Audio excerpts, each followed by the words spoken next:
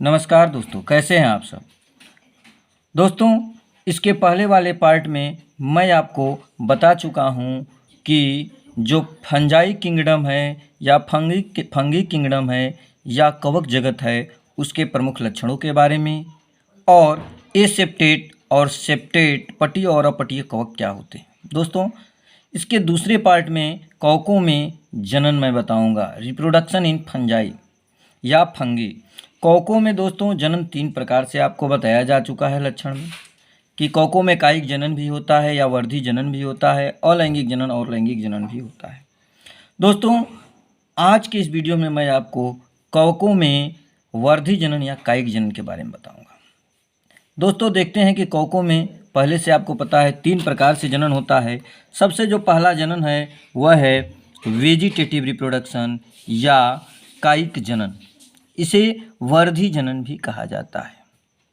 दोस्तों, जो कवकों में कायिक जनन होता है वह देखेंगे कि किन किन विधियों द्वारा होता है। सबसे पहला जो मेथड है कायिक जनन का कवकों में, उसको देखेंगे, उसे विखंडन कहा जाता है, बाइनरी फिजन जिसे बोलते हैं हम लोग।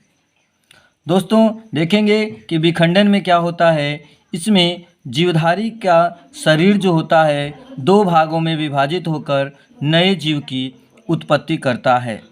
दोस्तों, यह जो विधि है इसको हम एक डायग्राम के माध्यम से देखेंगे कि यह विखंडन विधि में कैसे एक जो कवक है उनके 2 पार्ट होके 2 नए जीवधारी की उत्पत्ति हो रही है।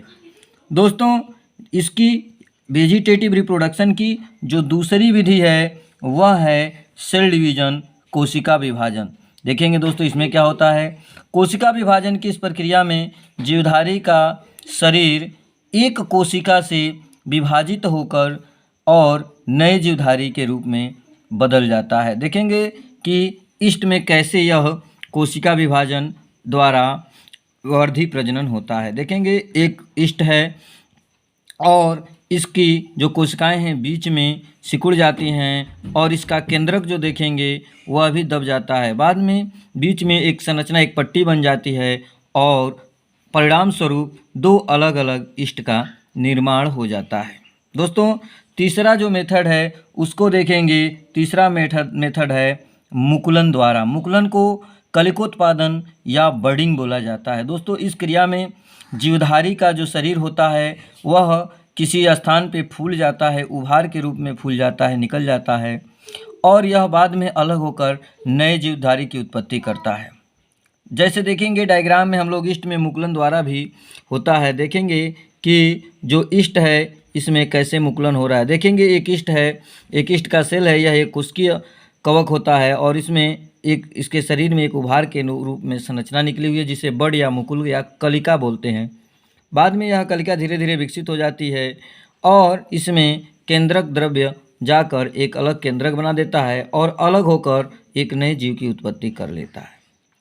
अगला जो वर्धी प्रजनन की विधि है वह है आइडियम द्वारा।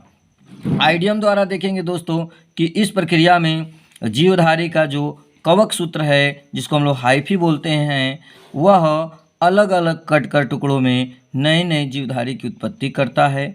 इस विधि को आइडियम विधि कहते हैं। यह विधि भी वर्धी जनन या कायिक जनन के अंतर्गत आती है। देखेंगे एक डायग्राम के माध्यम से कि कैसे जो आइडियम द्वारा एक जीवधारी है, एक कवक है और इसके जितने भी जो आइडियम में हर भाग अलग अलग कट के कैसे नए नए रूपों में परिवर्तित हो रहा है। दोस्तों, कवक जनन की जो 5वीं और अंतिम विधि है उसका नाम है क्लेमाइडोस्पोर द्वारा।